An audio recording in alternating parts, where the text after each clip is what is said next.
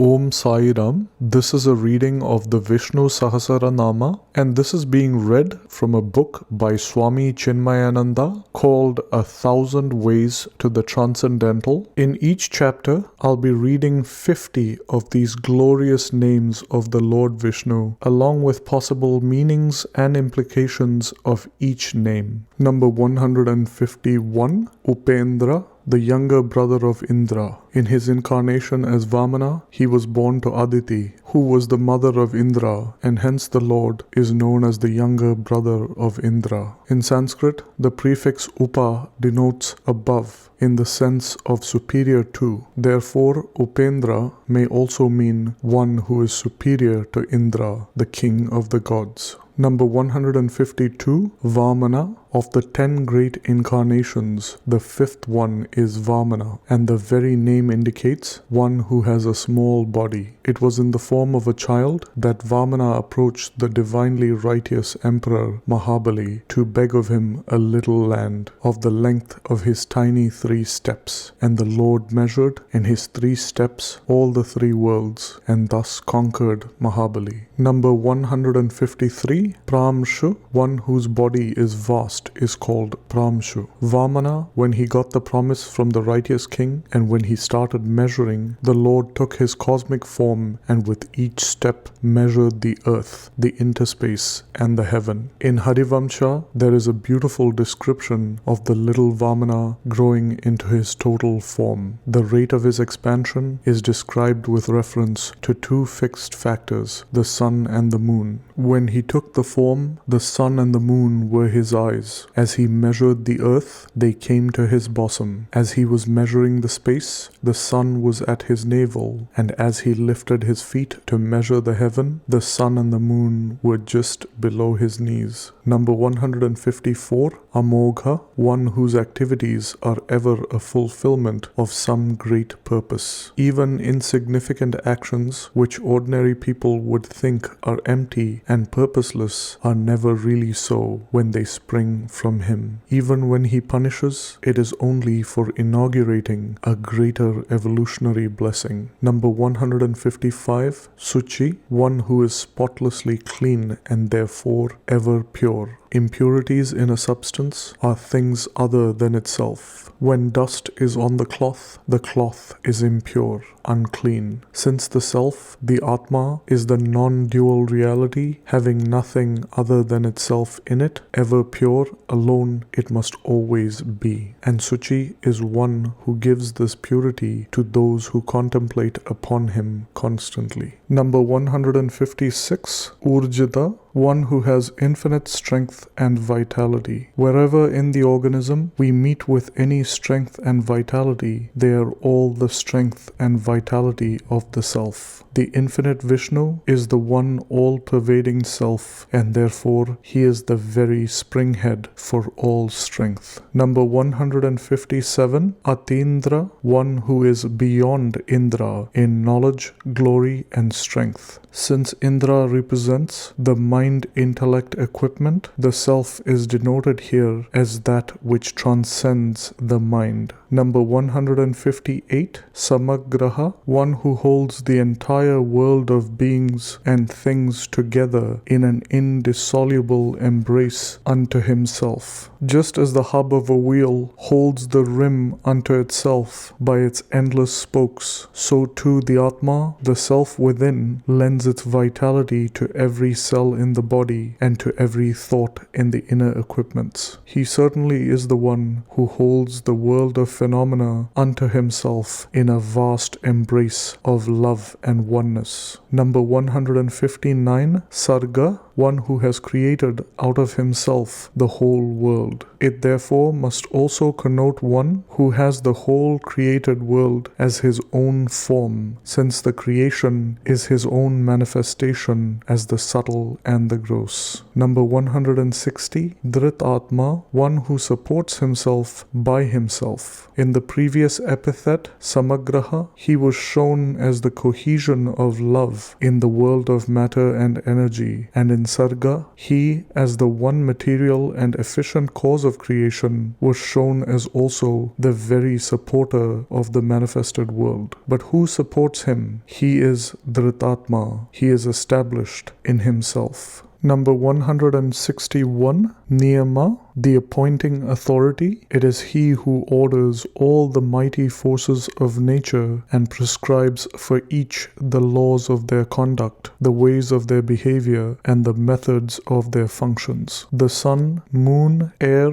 waters, death, etc. are all appointed and ordered by the Lord. Number 162, Yama, one who is the mighty power that administers all the forces of nature under his law. Everything in nature strictly obeys all his laws. Number 163, Vedya, that which is to be known. In the language of the Gita, it is Nyayam, that final knowledge, knowing which everything becomes known. Number 164, Vaidya, the one supreme doctor who alone can minister to the world suffering from ego and egocentric misconceptions. One who is the master of all knowledge is also termed as Vaidya. Number 165, Sada Yogi, to the confused and the deluded, to detach themselves from the false vestures of matter and to seek their identity with the eternal self is called yoga. All attempts at attaining oneness with the self is called yoga. The goal, that is the self, therefore, in the language of the seeker, must be Sada Yoga, ever in yoga. Number 166, Viraha, he who destroys the mighty heroes, the powerful men of strength and valor. When they grow in audacity to become tyrants, the Lord manifests to destroy such Rakshasas and protect the Dharma and the good. Number 167, Madhava. Earlier this term was used where we interpreted the term as the Lord of Lakshmi. Ma means not only Lakshmi, but she is also Vidya or knowledge. The Lord of all knowledge is thus Madhava. He who helps introspection and meditation in the seeker is also known as Madhava. Number 168, Madhu. The term Madhu usually stands for honey. It is also a term to indicate nectar. One who generates nectarine bliss in the hearts of his devotees is called Madhu. Number 169, Atindriya, one who is beyond the sense organs, not only in the sense that the sense organs cannot perceive him as their object, but also in the sense that he is other than the sense organs and their functions. Lending to them all their very vitality is his mere presence. Number 170, Mahamaya, one who is the supreme master of all Maya. He is the very substratum upon which all the plurality springs up and plays their infinite enchantments, constantly basking in the light of the supreme consciousness. Atma, or the self, is untouched by the play of Maya, and yet Maya's play is sustained only by the exuberant warmth of his divine presence. Krishna himself confesses in the Gita, very difficult indeed it is to cross over my Maya. Number 171, Mahotsaha, the great enthusiast, the ever dynamic accomplisher. The power of creation, of sustenance, and of annihilation in their totality is the world of birth and death that we live in. This wonderful world cannot be sustained without the endless enthusiasm of this mighty power. Number 172, Mahabala, one who has supreme strength. He, being omnipotent, is the source of all strength that we see in each individual organism in life. His vitality, reflected in each of us, is our individual strength. Naturally, he is the infinitely strong Mahabala. Number 173, Mahabuddhi. In the previous term, we were told he is omnipotent omnipotent. Here he is indicated as omniscient. The supreme functioning through the intellect is the intelligence. The quality and quantity of the intelligence will depend upon the condition of the intellect through which the infinite comes to play. Therefore, Mahavishnu, the Self, is called here as Mahabuddhi, the reservoir of all intelligence. Number 174, Mahavirya,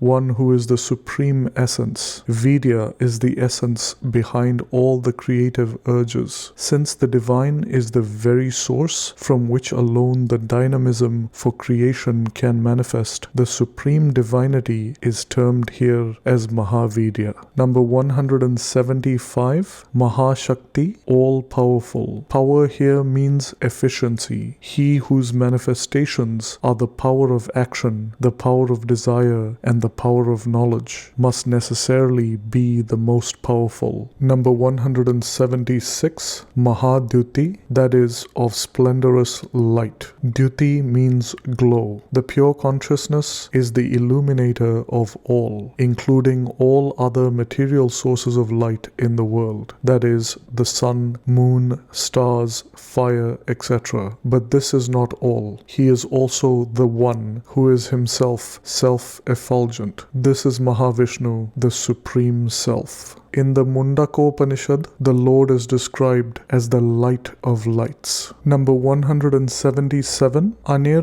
Deshyavapu, one whose form is indefinable, indescribable, and inexplicable. Ordinary things can be defined, described, or explained because they come within our experience. Our objective experiences can be satisfactorily expressed in words. Vishnu is that truth which is the subjective essence in all of us. He is that knowledge in the light of which all other knowledge is rendered possible. As such, no sources of knowledge can be employed successfully in exploring the realm of the self. Number 178, Shriman. Shri means glory. Vishnu is permanently wedded to Mother Glory. He who is constantly courted by all glories is Shriman, that is, Lord Vishnu. Number 179, Ameyatma, he whose essence cannot be estimated or measured. Number 180, Mahadridrik, one who supports the great mountain. In the Puranas, we find two instances wherein the Lord has been described as the uplifter of, or as having lifted and supported the mountains. While churning the milky ocean with the Mandara mountain, we are told that the churning stick sunk into the bottom and the Lord had to manifest in the form of the great tortoise and support it, while the gods and demons continued the churning until they gathered the nectar. Also, the Supreme, as Lord Krishna, in order to protect the cows, had to lift the Govardhana mountain. Because of these two stories in the Puranas, the Lord is called as Mahadridrik. Number 181, Mahesh Vasa, one who wears or wields the great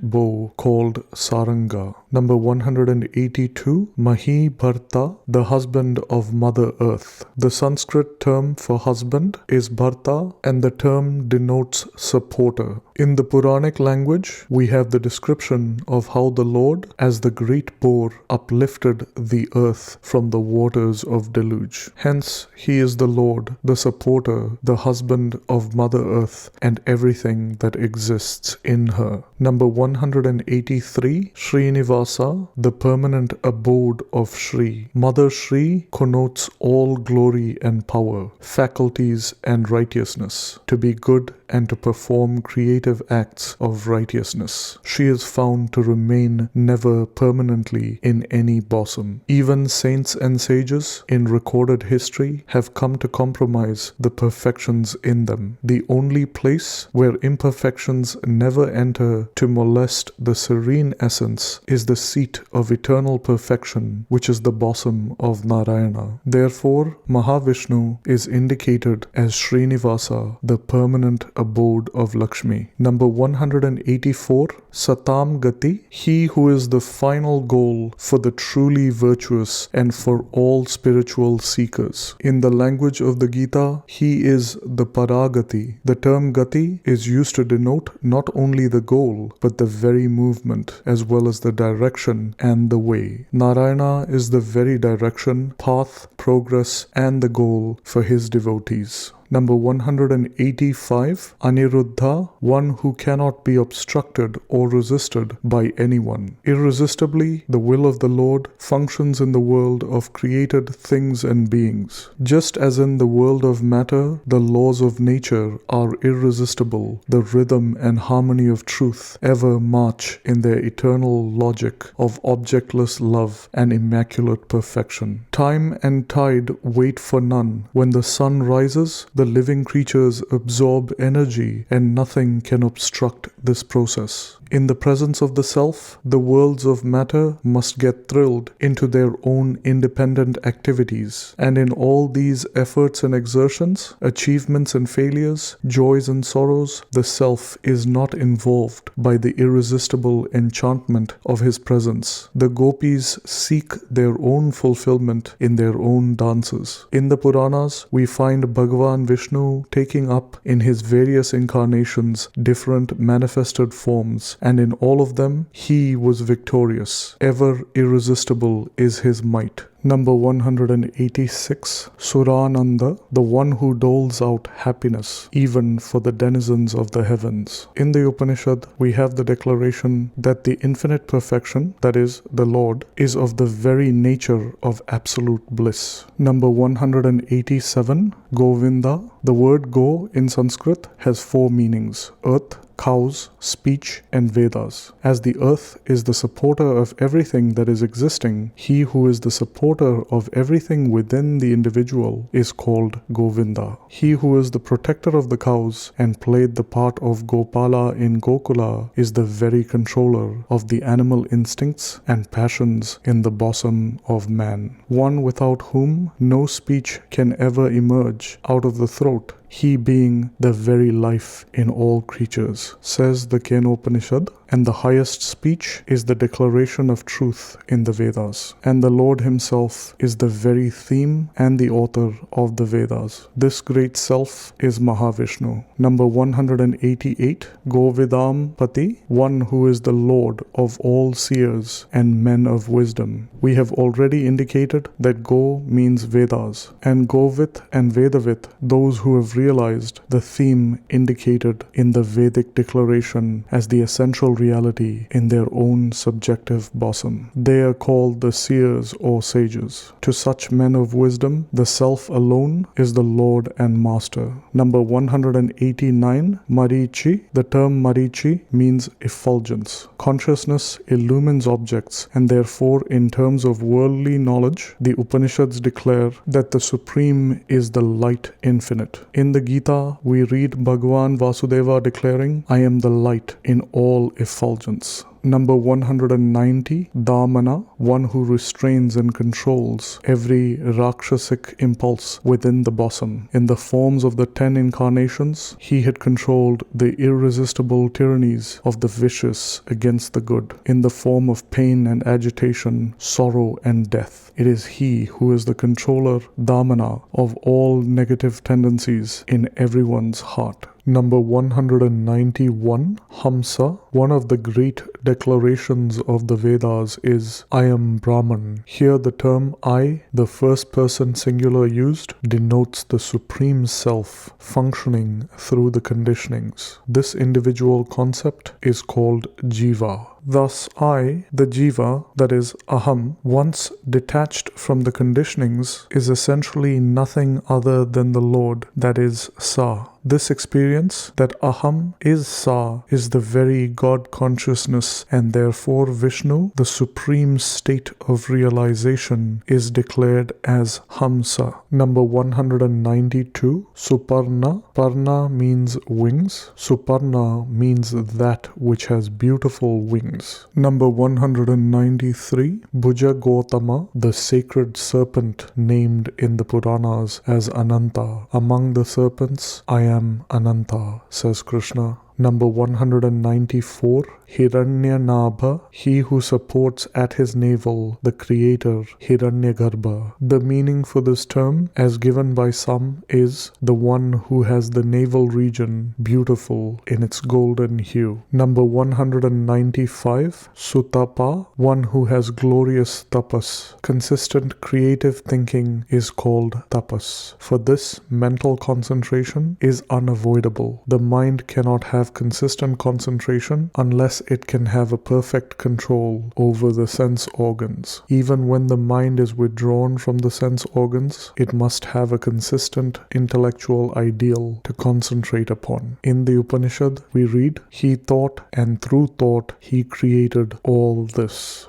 Number 196, Padmanabha, one who supports at his navel the very seat of all creative power. According to Shankara, the term may mean one who has a navel region which in its rounded beauty is as charming as the lotus flower. Number 197, Prajapati, the lord of the creatures. Since all creatures have emerged from him, the living creatures are his children, or Praja, and he is their Pati. The term Pati has a direct meaning, father. Thus Vishnu, as the only source from which all creatures have emerged, is called Prajapati. Number 198, Amrityu, one who knows no decay. Birth, growth, decay, disease, and death are the 5 great modifications through which every finite object must necessarily pass. Everything born must perish. The one who has no birth has no death. The waves die, but not the ocean. That which is changeless in the changing worlds of matter is the infinite Vishnu. In the Bhagavad Gita, the Lord is emphatic. He who sees the changeless amidst the changing names and forms, he alone sees the meaning and purpose of life. Number 199, Sarvadrik, the seer and knower of everything. The consciousness that illumines all motives and intentions and the manifested activities that spring from them in each individual at all times is necessarily the witness of all, the seer